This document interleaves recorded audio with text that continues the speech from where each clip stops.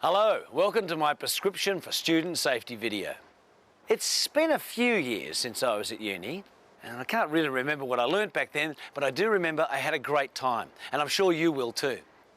Now, research from National Grid has shown that when students first go to uni, the two things that concern them most are how big's the bed and where's the nearest pub. And don't get me wrong, these are absolutely vital considerations.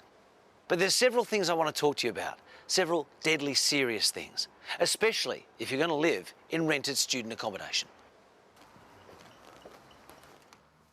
First of all, make sure your landlord has given you one of these, a gas safety certificate. This is an annual requirement by law, and it proves that your gas appliances have been inspected by a qualified gas safe registered engineer and that they are in fact safe. Here we're talking about your cooker, your hob, your boiler, and gas radiators. Dodgy gas appliances can generate carbon monoxide, and carbon monoxide can poison you and it can kill you. And the trouble with CO is you can't see it, taste it, smell it, or hear it. Now, what should you look for?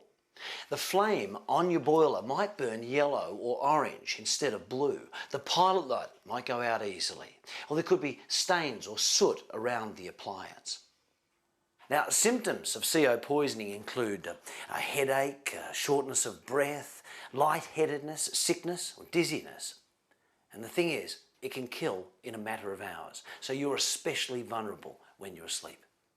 So, make sure your house has one of these, an audible CO alarm. If there's CO in your house, it'll go off like this.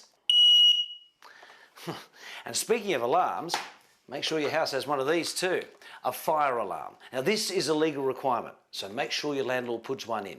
And obviously, make sure both of your alarms have fresh working batteries. Now, gas. If you think you can smell it, there are things you should do and shouldn't do. Don't smoke and light matches. Don't turn electrical switches on and off. Make sure all your doors and windows are open.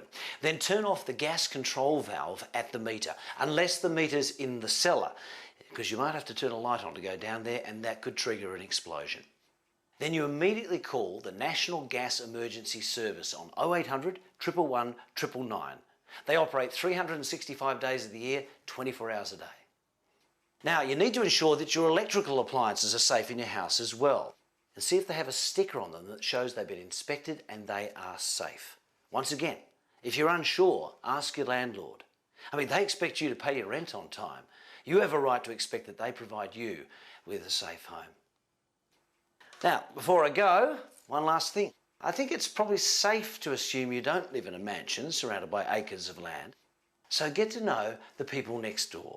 Because if you're like me and you like a party at 4 a.m. in the morning, if they know you, they might be a little more understanding.